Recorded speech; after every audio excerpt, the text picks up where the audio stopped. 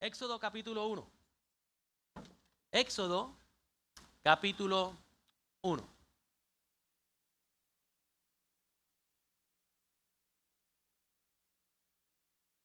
Tony, estamos contentos. La nieta llegó a casa. ¿Ah? Qué bueno. Llegaron las nenas a casa. La casa está llena. Qué bueno. Éxodo capítulo 1. Éxodo. Éxodo. Éxodo. ¿Sabes que esa palabra viene del griego y significa salida? Éxodo significa salida. Y este libro de Éxodo que vamos a estar considerando, esta porción que vamos a estar considerando hoy, cuando miramos el libro de Éxodo, este libro describe lo que fue la esclavitud del pueblo de Israel en manos de los egipcios, pero también describe lo que fue la maravillosa liberación del pueblo de Dios, entre muchas cosas más, porque sabemos que habla de ese tiempo en el desierto, de cómo Dios lo fue moldeando, cómo Dios fue purificando ese pueblo, cómo Dios le dio los mandamientos al pueblo, cómo Dios le suplió de lo necesario al pueblo, de cómo Dios le dice, estas son las cosas que quiero, estas no son las cosas que quiero para ustedes. Se establece lo que es el tabernáculo, bueno, entre muchas otras cosas más. Pero el propósito de este libro de Éxodo es hablarnos de la redención de este pueblo, de cómo Dios liberó a su pueblo escogido. El personaje principal del libro de Éxodo, por supuesto, como en toda la Biblia, el personaje principal es Dios. Pero detrás de todo esto hay otro personaje que nos llama la atención y es Moisés. ¿Saben? Algunos cuando hablan de Moisés y describen a Moisés, dice que entre Moisés y Jesús, y eso dicen ellos, hay muchas similitudes. ¿En qué ellos hablan de que hay muchas similitudes? Bueno, cuando nosotros miramos el ministerio de Moisés, podemos ver ese maravilloso ministerio, el ministerio de Moisés, un cuadro también del ministerio de Jesús. Pues, ¿por qué? Porque el oficio, según se describe en Deuteronomio 18, verso 15, y en Hechos 3, verso 22, habla de que el oficio de él era profeta, era sacerdote, siervo, pastor, mediador, libertador. En cuanto al carácter de Moisés, la Biblia lo describe como un hombre manso, fiel, obediente, poderoso en palabra y en hechos. Moisés fue rechazado por sus hermanos la primera vez y recibido en la segunda. Moisés tuvo una esposa que fue gentil. Y Jesucristo nos tiene a nosotros que somos los gentiles. Somos la esposa de Cristo Jesús. Ahora sí hay un contraste grande, muy grande entre ellos dos. Por supuesto, el primer contraste es que Jesús es Dios, Moisés no lo es. Jesús es Dios. Y que Moisés, otro contraste fue que Moisés no pudo llevar el pueblo hasta la tierra prometida. Pero nosotros sí.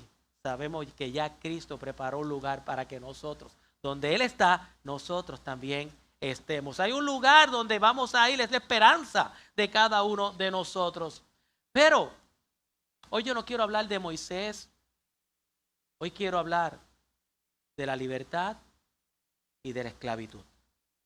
Hoy, con la ayuda de Dios y dirigido una vez más por el Espíritu Santo, quisiera hablarles bajo el tema viviendo en libertad o viviendo en esclavitud. Si usted tiene el libro de Éxodo capítulo 1, voy a leer del verso 7 al 14. Si Dios le ha dado la oportunidad de tener salud y se puede poner de pie para darle reverencia a la palabra de Dios, ya que la palabra de Dios será en el nombre del Padre, del Hijo y del Espíritu Santo. Y la iglesia dice, verso 7. Y los hijos de Israel fructificaron y se multiplicaron y fueron aumentados y fortalecidos en extremo, y se llenó de ellos la tierra. Entre tanto se levantó sobre Egipto un nuevo rey que no conocía a José, y dijo a su pueblo, he aquí el pueblo de los hijos de Israel es mayor y más fuerte que nosotros. Ahora pues, seamos sabios para con él, para que no se multiplique y acontezca que viniendo guerra, Él también se una a nuestros enemigos y pelee contra nosotros y se vaya de la tierra. Entonces pusieron sobre ellos comisarios de tributos que los molestasen con sus cargas. Y edificaron para Faraón las ciudades de almacenaje, Pitón y Ramasés. Pero cuanto más los oprimían, tanto más se multiplicaban y crecían. De manera que los egipcios temían a los hijos de Israel. Y los egipcios hicieron servir a los hijos de Israel con dureza y amargaron su vida con dura servidumbre en hacer barro y ladrillo y en toda labor del campo y en todo su servicio, al cual los obligaban con rigor. Damos gracias a Dios por su santa, bendita y sobre todo infalible palabra. Hermano, lo que acabamos de leer ahora es un pequeño trozo de lo que es el penoso o el triste cuadro en el que vivía el pueblo de Israel. Recordemos que José fue vendido por sus hermanos, fue llevado cautivo como esclavo allí a Egipto, pero allí, después de haber pasado diferentes vicisitudes que lo hemos estudiado recientemente y lo hemos hablado con los caballeros y con las damas y con los jóvenes, y todos conocen la historia del sufrimiento de José, donde Dios le lleva a ser parte de lo que es el gobierno de Egipto. José cierra unas palabras con sus hermanos y dice: no piensen que ustedes me hicieron mal, porque este mal Dios lo utilizó para bien. ¿Para qué bien? Para la sobrevivencia de lo que fue el pueblo de Israel. Y el pueblo allí se alojó en medio de Egipto y empezó a crecer y a fructificar. ¿Hasta qué? Hasta que llegó un rey que no conocía a José. José murió. Se levantaron varias generaciones después de eso. Pero poco a poco se olvidaron de José, llevando al pueblo de Israel, a los hebreos, a lo que era un estado de esclavitud. Lo primero que quiero ver en esta mañana, iglesia, es la triste y agonizante situación de Israel bajo la esclavitud de los egipcios. Porque no podemos negar, era una triste y agonizante situación la que ellos experimentaban. La descripción en lo leído el día de hoy simplemente nos da una pequeña idea. Hermanos, una pequeña idea de lo que estaba enfrentando el pueblo allí. La Biblia dice que los molestaban. La Biblia dice que los oprimían. La Biblia dice que los llevaban a servir, pero no a servir, era con dureza, con gran dureza. Los amargaron, le amargaron su vida con dura servidumbre. El verso 14 dice: el cual los obligaban con rigor. Qué cuadro tan triste. Qué cuadro tan triste. Y es impresionante meditar en este sufrimiento de este pueblo. Un sufrimiento físico que tuvieron que aguantar el pueblo de Israel. Este pueblo hebreo,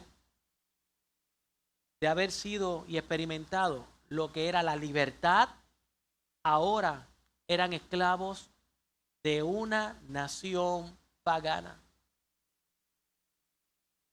Uno se preguntaría, yo me lo pregunté cuando yo leía sobre esto la primera vez, ¿cómo podía ser esto posible cuando ellos eran más? Y no solamente eran más, dice que eran más fuertes que los mismos egipcios. Y allí es que está lo interesante de todo esto. Los egipcios hicieron todo esto porque le tenían miedo. ¿Qué cosa, verdad? Miedo le tenían. Egipto con temor y sin fuerza. Medita esto. Con temor y sin fuerza. Sin embargo, los hebreos, teniendo mayor número y mayor fuerza, eran esclavos. Wow. Insólito por completo. No solamente eran esclavos, Y la Biblia habla de la dureza que sufrió su cuerpo, pero también ellos eran esclavos, emocional y espiritualmente.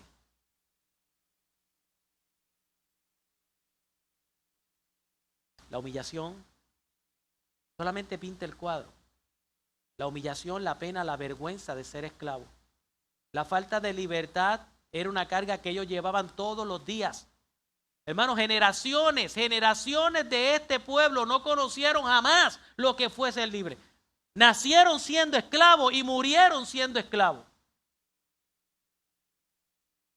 Este pueblo había aceptado la esclavitud como algo normal. Era su status quo. Vivir en esclavitud. Este pueblo había aceptado su miseria como algo normal. Nadie recordaba los días de libertad. Lo único que había en su mente era esclavitud, esclavitud y esclavitud. El pueblo de Dios. No estamos hablando de cualquier pueblo, estábamos hablando del pueblo de Dios. Había aceptado su esclavitud como algo normal. Se conformó con su esclavitud. Dicho esto, veo que la esclavitud egipcia, lo que los egipcios hicieron con los hebreos, es un cuadro perfecto del pecado. Es un cuadro perfecto del pecado. ¿A dónde usted quiere llegar, pastor? Bueno, Pablo cuando le habla a la iglesia de Roma, allí en el capítulo 6, verso 16, lo explica. Porque él dice allí, no sabéis que si os sometéis a alguien como esclavo para obedecerle, soy esclavo de aquel a quien obedecéis, sea del pecado para muerte o sea de obediencia para justicia. ¿Qué es lo que él está diciendo en pocas palabras, en buen castellano, en manera que la podamos entender? Que si tú te sometes al pecado, eres un esclavo del pecado. Eso es lo que está diciendo. Si tú te sometes al pecado, tú eres un esclavo del pecado. Hermano, ¿cuántas personas viven esclavizadas por el pecado? ¿Escuchó? Esclavizadas. Son esclavos del pecado. Personas que viven esclavos de la mentira, esclavos del bochinche, esclavos de lo que es el repudio, el vicio. Son personas que están esclavizadas en la pornografía, en la lujuria, en la codicia, en la maldad. Personas que están esclavas en la indiferencia, en la crítica, en el egocentrismo. Hay personas que son esclavas de la pereza, de la apatía, del desgano y del conformismo. Están encadenados a eso. La gente vive encadenada como esclavos a cada una de esas cosas. Cada una de estas personas que acabo de mencionar, de estos esclavos, se le puede ver las cadenas. ¿Cómo se le puede ver las cadenas? Mire, la persona que es esclava del pecado, su esclavitud se le ve en los ojos. Su esclavitud se le ve en el rostro. Se le ve lo que dice. Se lo ve en su andar. Se ve en su manera de vestir. Se ve en su manera de comportar. Esa esclavitud se exterioriza. No es solamente algo interno. Es algo que se puede palpar, que se puede ver en otros. Si usted quiere ver un testimonio viviente de lo que le estoy hablando, simplemente busque a una persona que vive en adicción, lo que tristemente conocemos como adictos, y siéntese con ellos a hablar. Siéntese con ellos. Y cuando digo adictos, son personas que están no solamente en la adicción de la droga, de lo que es el alcohol, el juego, el cigarrillo. Mire, hoy el término de adicción ha ido superando más de lo que es el cigarrillo, el alcohol, las drogas.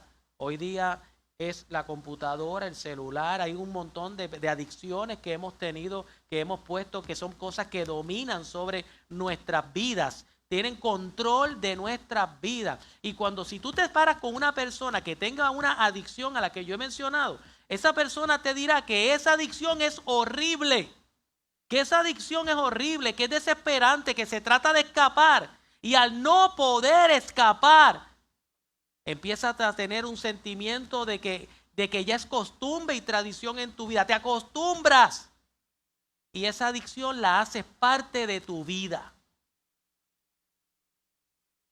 Pregúntele a uno de ellos, ¿cuántas veces han tratado de escapar y no pueden?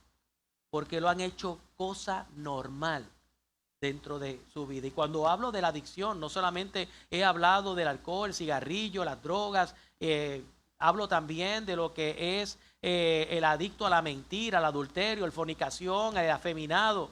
Son personas que tratan de escapar, pero no pueden. ¿Por qué? Porque ya se acostumbraron al pecado. Es como, y perdónenme la ilustración, pero la Biblia lo expresa. Es como tú sacar a un cerdo del fango, que no puede vivir sin el fango, porque ya el fango es parte de lo que es su diario vivir. Y el que está esclavizado, iglesia, en el pecado, ha puesto el pecado como algo normal en su vida, lo justifica diciendo, es que soy así, o es que soy débil. Hermanos, el pueblo de Israel es el cuadro, un cuadro triste de la esclavitud que hoy muchos están viviendo. Y son esclavos que necesitan de libertad. Dentro de nuestro pueblo, dentro de nuestras familias, dentro de nuestra iglesia, dentro de nuestra congregación, hay gente que necesita ser libertados de las cadenas del pecado.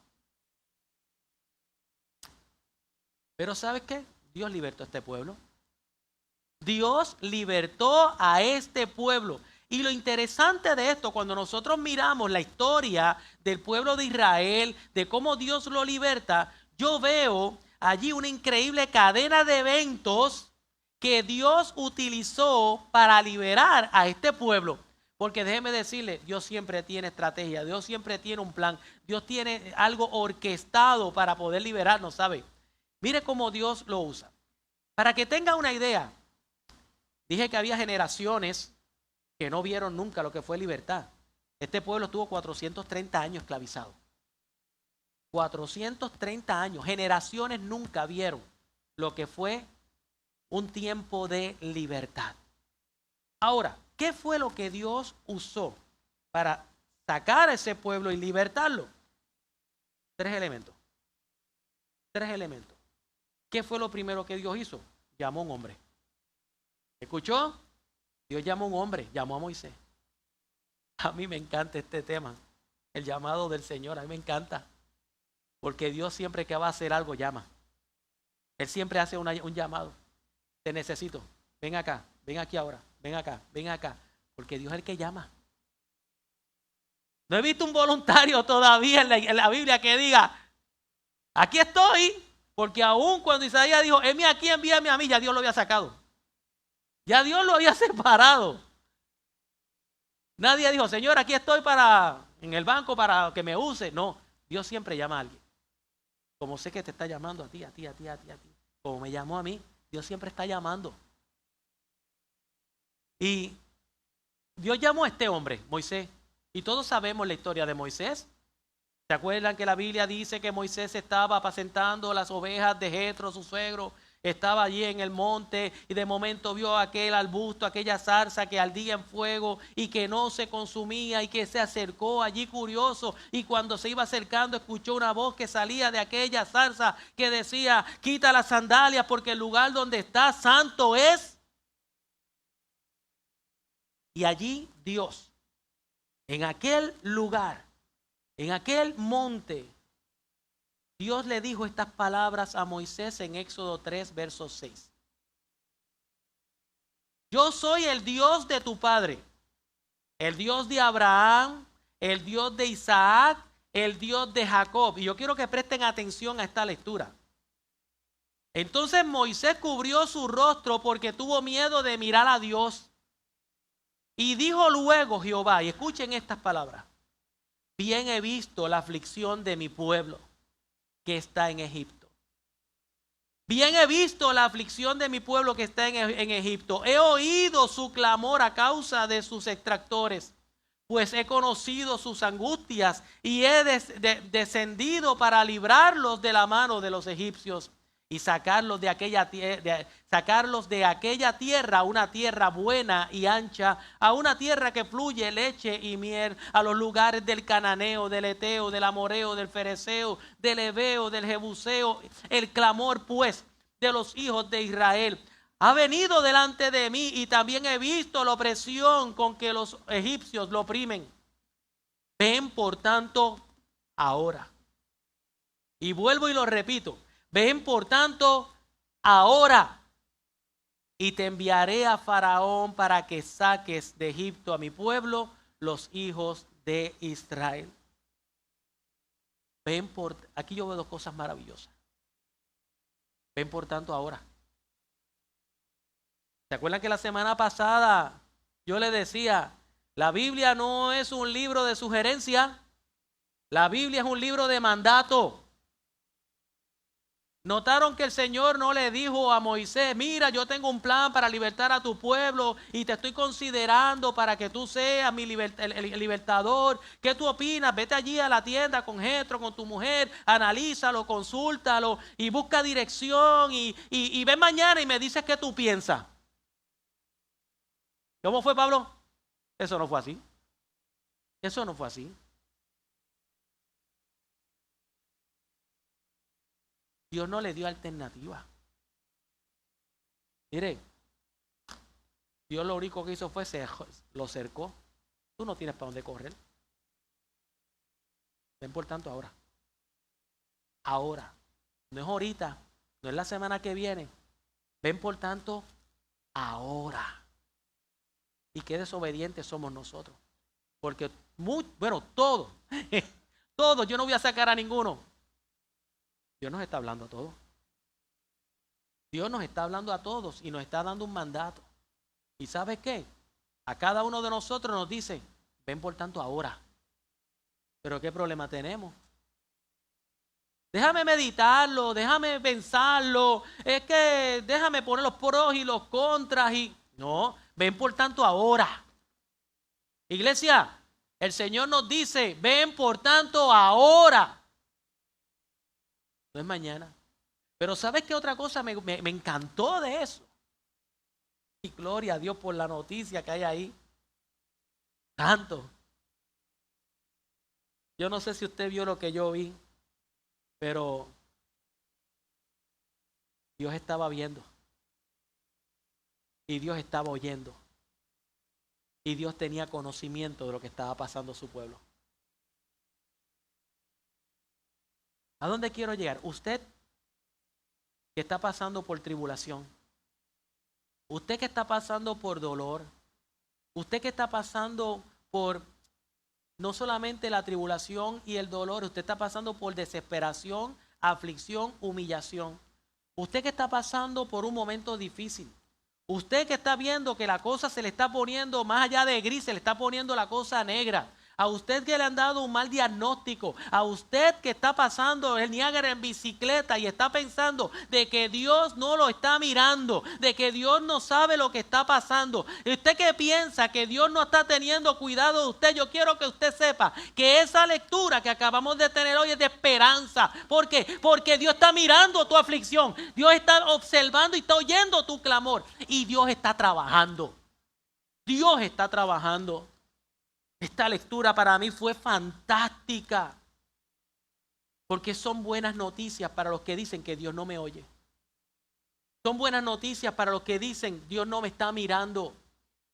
Son buenas noticias para aquellos que están pasando por aflicción, porque así como Dios estaba mirando al pueblo hebreo y lo estaba oyendo, también Dios está descendiendo para hacer la obra. Dios la está haciendo. Hermano, sepa, Dios te mira, Dios te oye, Dios conoce y Dios está haciendo la obra en ti. Y eso es maravilloso. Tú no estás solo ni sola porque eres un hijo de Dios. Ahora recuerda, separado de Él nada vas a poder hacer. nada podrás hacer. Pues Dios lo primero que hace en su estrategia bien organizada, ¿qué es lo que hace? Llama a un hombre. Llama a un hombre para que los liberte. Segundo, Él usa una estrategia. Llama a un hombre y prepara la estrategia. Una estrategia de liberación. ¿Y qué es en esa estrategia de liberación? ¿Qué es lo que hace? 3 elementos también. El Señor persuade, hace milagros y te pasa por la aflicción. ¿Cómo es? Mire, Dios llamó a ese hombre, Moisés, y le dijo, ve a Faraón. ¿Y qué voy a hacer? Vete, persuádelo. Vete, háblale. Y vete, dile, deja ir a mi pueblo. Deja ir a mi pueblo. Vete, persuádelo. Tu trabajo es ir a convencerlo. Háblale, dile, deja ir a mi pueblo. ¿Ok? ¿Y después qué? Segunda etapa. Enséñale los milagros que yo puedo hacer. Tira la vara. Cuando Él te cuestione, tira la vara y esa vara se convertirá en serpiente. Muéstrale lo que yo puedo hacer. Y tercera estrategia, nos pasa por el fuego. Nos pasa por la aflicción. Mire que en el caso de ellos fueron las plagas. 10 plagas. El agua se convirtió en sangre, las ranas, los piojos, las moscas, la muerte del ganado, la úlcera, el granizo, la langosta, la tiniebla y por último, la muerte de los primogénitos. Pasó al pueblo por aflicción. 3 simples estrategias. Persuasión, milagros y aflicción. ¿Usted sabe que Dios no ha cambiado todavía la estrategia? Dios sigue haciendo la misma obra todavía. Dios sigue haciendo la misma obra todavía. Dios no ha cambiado. Cuando Dios quiere sacarte de la esclavitud, sigue usando la misma estrategia. ¿Cómo? Empieza a persuadirte. Empieza a persuadirse. Comienza enviando el Espíritu Santo sobre tu vida. El Señor Jesucristo decía que Él es el que te convencerá de pecado, de justicia y de juicio, según se ve en Juan 16:8. El Espíritu Santo comienza a persuadirte. La palabra de Dios comienza a persuadirte también, ya que toda la Escritura es inspirada por Dios y es útil para enseñar, redarguir, para corregir en justicia, a fin de que el hombre de Dios sea perfecto, enteramente preparado para toda buena obra. Cada vez que nos reunimos a hacer una lectura bíblica, cada vez que hay estudios bíblicos, cada vez que hay un tiempo de oración, ¿sabe qué se está haciendo? Cada vez que se predica, se está persuadiendo, se está tratando de convencer. Hoy yo estoy tratando de convencerlo. Hoy estoy tratando por medio de la palabra de persuadir al pueblo. Segunda estrategia la sigue usando. Y el Señor te dice a ti el día de hoy, mira para tu lado. Y cuando miras para el lado vas a encontrar un milagro de vida. ¿Cuántas personas aquí no han recibido un milagro? No son un milagro de vida. Matrimonios restaurados, vidas transformadas, personas que han sido sanadas de enfermedades, personas que han sido reconciliadas, vidas que han sido cambiadas. Dígame que eso no es una obra del Espíritu Santo. Eso es un milagro que Dios ha hecho. Personas que hoy día son completamente diferentes a lo que entraron un día por esa puerta.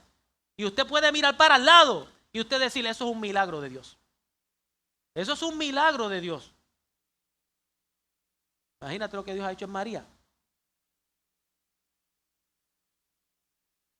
No, y lo que ha hecho en Joaneli, porque mira, ¿cómo es? Dios las cría, ellas se juntan. Pero yo veo grandes cosas en ustedes. No es broma. Yo veo lo que Dios está haciendo en sus vidas, lo que hace en Cristian, en Christopher, lo que yo veo en cada milagro, milagros como lo que ha hecho en papá Tomás. Cada uno de ustedes es un milagro. Como Dios ha hecho una obra grande en sus vidas. Y que pueden testificar de lo que Dios ha hecho. Ahora, Dios te persuade. Dios te hace que veas los milagros.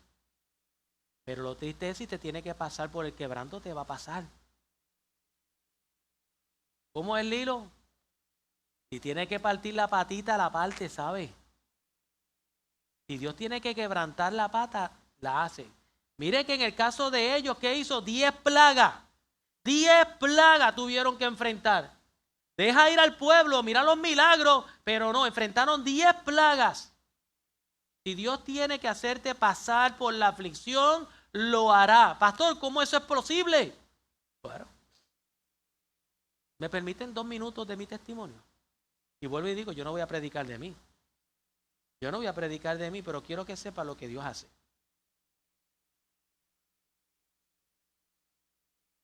Yo era esclavo del alcohol. Sí. No solamente del alcohol, de un montón de cosas más, a las cuales hoy me da vergüenza tener que repetirlas y de recordarlas, y que no vienen al caso. Que simplemente con decir, yo fui una persona vil y despreciable. Y me avergüenzo, porque yo puedo decir hoy que yo era un esclavo del pecado. Traté de salir muchas veces de él. E inclusive haciendo muchos rituales espirituales. Figuritas por aquí, agüitas por allá. Señor, sácanos esto y arregla todo esto. Pero Dios provocó una aflicción grande en mi vida. Provocó una aflicción grande no solo en mi vida, sino que la aflicción que provocó en mí, y acuérdese de eso, cuando usted está pasando por un momento difícil de pecado, usted afecta a las personas que están a su alrededor, porque su pecado afecta a las personas que están a su alrededor. Siempre. Yo llegué al punto de perderlo prácticamente todo.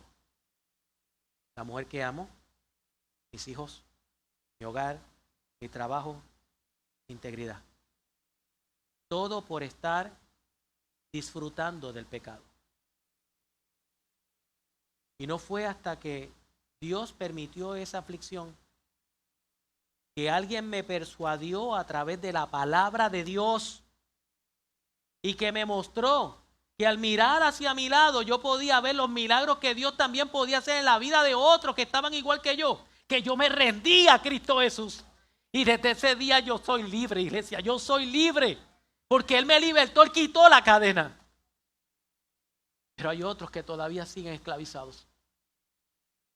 Otros que siguen esclavizados. ¿Saben? Dios sigue usando la misma estrategia. Sigue usando la misma estrategia. Te persuade. Mira los milagros. Y si es necesario pasarte por el dolor, lo pasarás. Lo pasarás. Pues Dios llama a Moisés. Provee una estrategia. Y después de todo eso, ¿qué vemos? El glorioso momento de la liberación del pueblo de Israel. En Éxodo capítulo 12, versos 37 y 38 dice: partieron los hijos de Israel de Ramaset a Sucot como 600,000 hombres de a pie, sin contar los niños. También subió con ellos grande multitud de toda clase de gente y ovejas y muchísimo ganado. El glorioso momento de la salida del pueblo. Estaban experimentando libertad por primera vez. Después de Faraón haberse negado una y otra vez a las peticiones que se le hacía con la muerte del primogénito, cede para dejar libre al pueblo de Israel ese día. Hoy se recuerda y se sigue recordando como lo es la Pascua, el Pachá, la liberación del pueblo de Israel. 600 hombres. Mire, ese número no es que sea cuestionable, es que no mira 600 personas saliendo de allí. No mira 600 personas saliendo de allí. Muchos de esos hombres ya estaban casados, así que multiplíquelo. Y muchos de esos matrimonios ya tenían hijos. Y allí no era un hijo o 2 hijos, allí si era en el caso de Jacob tuvo 12. Así que eran multitudes. Algunos números conservadores dicen que eran casi 3 millones de personas saliendo de Egipto. 3 millones de personas siendo esclavos, saliendo a la libertad. Así que allí, imagínense esa fiesta que había allí. Aquellos hombres que salieron, aquellas personas que salieron con sus marcas en sus espaldas, aquellas cicatrices en su cuerpo, cicatrices en su mente y en su corazón. Allí había una emoción. Su primer día de libertad. Yo me los imagino a ellos cantando, alabando. Estaban allí, unos lloraban, otros reían, otros quizás daban brincos de júbilo. Había una emoción grande en aquel momento. Y como a mí me gusta imaginar mucho, yo comparo ese día, la emoción de ese día, a la emoción del día que usted recibió a Cristo como Salvador. Ese día que Dios le libertó del pecado. Ese día que perdonó todos tus pecados. Ese día que te hizo libre en Cristo Jesús. Ese día que tú recibiste a Cristo Jesús como Salvador. El día que tú recibas a Cristo Jesús como Salvador, ya no hay más esclavitud, ya no va a haber más pena, ya no hay más culpa, no hay más pesar, no hay más carga, no hay más humillación. Libre de las cadenas del pecado. Yo te pregunto, ¿tú eres libre?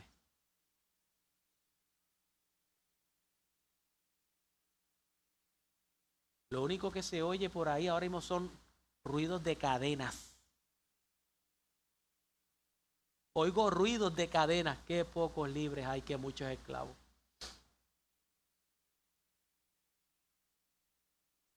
Yo no he perdido la emoción del día que entregué mi vida a Cristo. No la he perdido. Y todavía cuando me dicen, ¿tú eres libre o tú eres esclavo? Yo soy libre. Yo soy libre. Y puedo decir un amén a viva voz porque Él me libertó. Y lo digo sin temor porque no me avergüenzo del evangelio, porque es poder de Dios. Quizás cuando hice esta pregunta muchos se callaron porque quizás es que no han conocido a Cristo y no han experimentado lo que es la verdadera libertad. Porque si han conocido a Cristo, Juan capítulo 8, verso 38 dice, conoceréis la verdad y la verdad os hará libre, y la verdad es Cristo.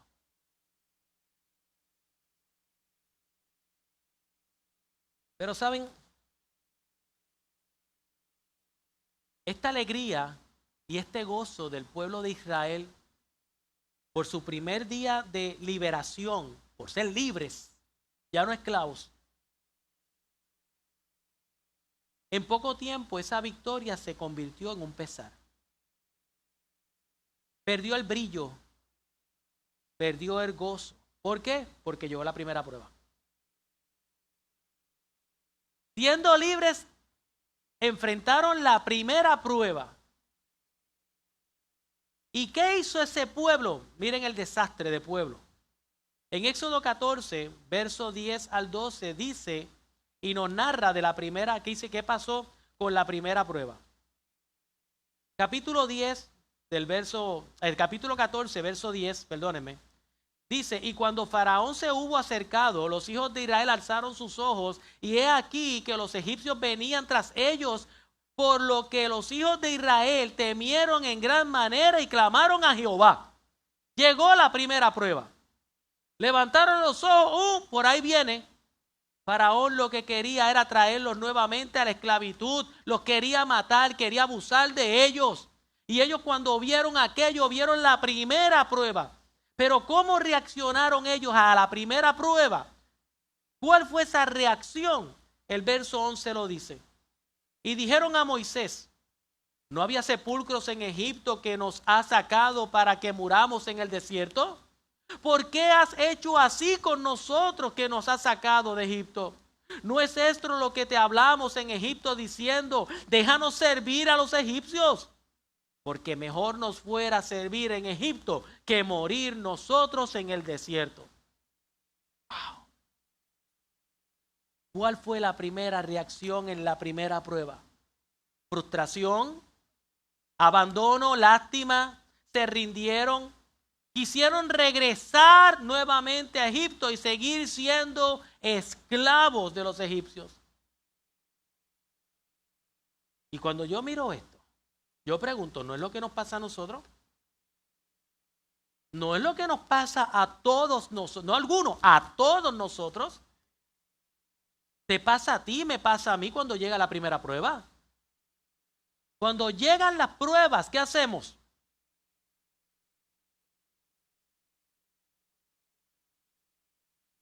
Entregamos nuestra vida a Cristo, Él nos liberta del pecado y cuando llega la primera prueba, suácatelas. Suácatelas. Llega la frustración, el sentimiento de abandono, lástima, desespero, nos rendimos hasta consideramos regresar al lugar de donde Dios nos sacó. Eso es triste. Regresar, querer aspirar nuevamente al lugar de donde Dios me sacó. Hermano, yo no vuelvo atrás. Yo no vuelvo. ¿Cómo es, papá? Ni yo tampoco. Pero este pueblo quiere. Este pueblo quiso. Y tristemente muchas veces queremos regresar al lugar donde Dios nos sacó. ¿Pero por qué? Bueno, ¿cuántas veces yo he escuchado? Yo que pensé que el día que yo entregara mi vida a Cristo todo iba a ser color de rosa. Que ya, mira, se me iba a quitar la fibromialgia. Que me iba a crecer el pelo. Justo lo siento, nosotros somos guapos natural. Guapos al natural, esto no es calvicie, es un estilo de vida.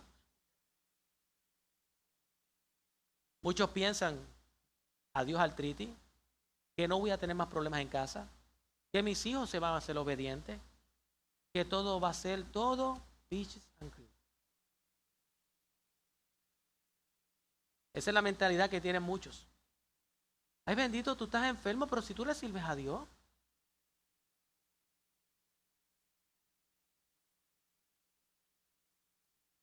Hay personas que cuando empiezan a sufrir, que empiezan a tener dolor, cuando ven que el matrimonio no funcionó, cuando ven que empiezan a caer en problemas de deuda, y un sinnúmero más, puedo poner un montón de problemas más. ¿Sabe lo que dicen? Pues no vale la pena seguir a Cristo. Yo me voy, regreso atrás. Hermanos, los cristianos vamos a pasar las mismas pruebas que pasan los inconversos. Las mismas.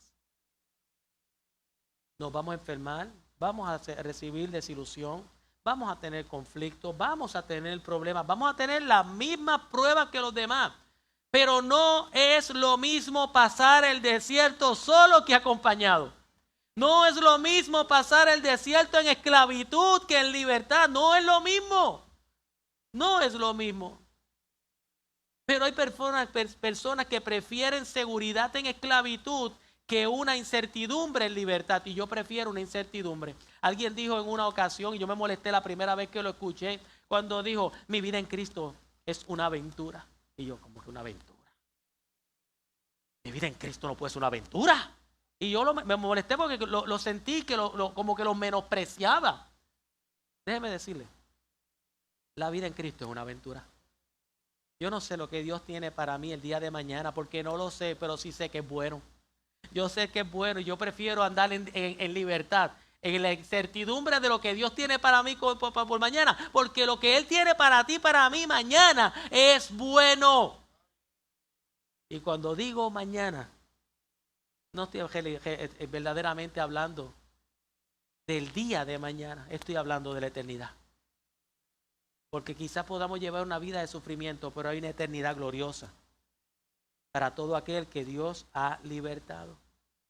El poder de Cristo no solamente me liberta, sino que me lleva por un buen camino. Vuelvo y digo, no quiere decir que no pasemos por aflicción, sino que el fin del camino es bueno. El fin del camino siempre es bueno. Y este detalle que quiero hablar ahora es bien importante, porque el pueblo de Israel, voy a ver si lo puedo parafrasear bien de manera que usted me pueda entender. El pueblo de Israel salió de Egipto, pero se llevaron a Egipto en el corazón. No sé si usted me entiende a dónde yo quiero llegar.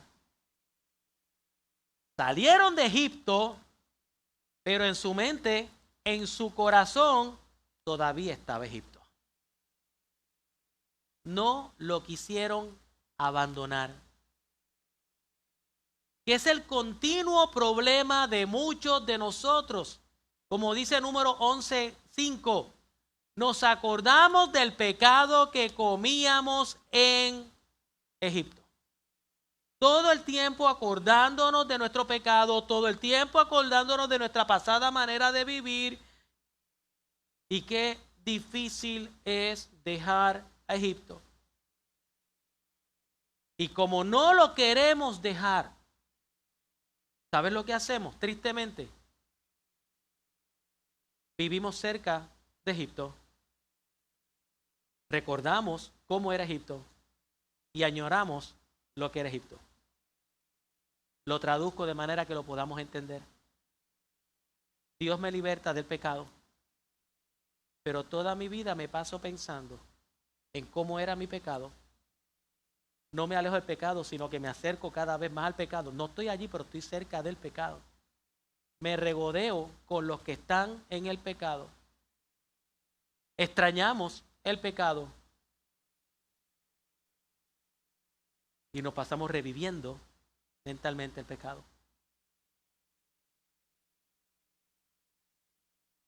¿Tú quieres experimentar verdaderamente lo que es la libertad en Cristo Jesús? Pues si tú quieres experimentar lo que es ser verdaderamente libre, tú tienes que abandonar todo eso. Tú tienes que tomar la decisión. Dios ha hecho la obra, pero Dios no te exime de tu responsabilidad. Señor, dame la fuerza. Dios te va a dar la fuerza, pero tampoco te ha dado un espíritu de cobardía, sino de poder, amor y de dominio propio. Tú tienes la capacidad. Ay, pastor, es que soy tan débil. Mire, deje echarle la culpa a la debilidad, es que te gusta. No le eches la culpa a la debilidad, te gusta. Es que no puedo, sí puedes, no quieres. Son dos cosas diferentes. Y si yo quiero experimentar verdaderamente libertad, yo tengo que abandonar por completo todo lo que es mi zona de esclavitud. Y esa decisión la tiene que tomar usted. Ya Dios te libertó. ¿Qué tú vas a hacer con esa libertad tan hermosa que Dios te ha dado? En resumen, hemos visto lo que es la triste realidad de la esclavitud y cómo podemos ver esa imagen de esclavitud entre el pueblo hebreo allí en Egipto. Y podemos ver cómo Dios hace una cadena de eventos para que usted pueda experimentar la gracia de sacarlo de la esclavitud para hacerlo libre. Y pudimos ver cómo a veces se prefiere mejor seguir viviendo en esclavitud que siendo libre. Y hoy es mi deseo, iglesia. Es mi deseo, es mi oración. Es mi clamor al Señor el día de hoy. Que Dios te liberte. Que Dios te pueda sacar de esa esclavitud del pecado.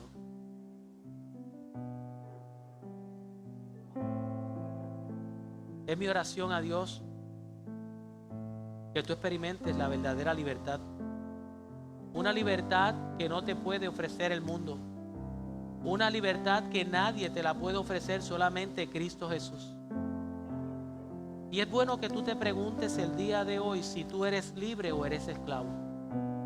Es una buena pregunta para tú meditar. ¿Eres libre o eres esclavo? Porque en un momento dado, si tú me dices, tú eres libre o tú eres esclavo, yo soy libre de las cadenas del pecado, pero soy esclavo de Cristo Jesús. Porque yo prefiero ser esclavo de Cristo Jesús, porque en Cristo Jesús, la esclavitud que yo puedo sentir en Cristo Jesús es libertad. Es libertad. Yo te pregunto, ¿estará Dios trabajando en tu libertad, pero todavía hoy tú dices, no quiero?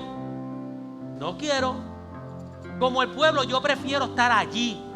Yo prefiero estar allí. Pero Dios está trabajando en tu libertad. ¿Qué decisión tú puedes tomar? ¿Seguir en la esclavitud o ser verdaderamente libre? Si tú prefieres esclavitud, déjame decirte, esclavitud es igual a muerte. Porque el pecado lo único que nos lleva es a una muerte. Recuerda las palabras de Juan 8:36. que si el Hijo os libertare, seréis verdaderamente libres. ¿Cuántos reciben la palabra el día de hoy? Señor Dios, toda esta historia, Padre, nos hace saber de que al igual que Israel fue esclavo de Egipto, nosotros somos esclavos del pecado. Y que el pecado...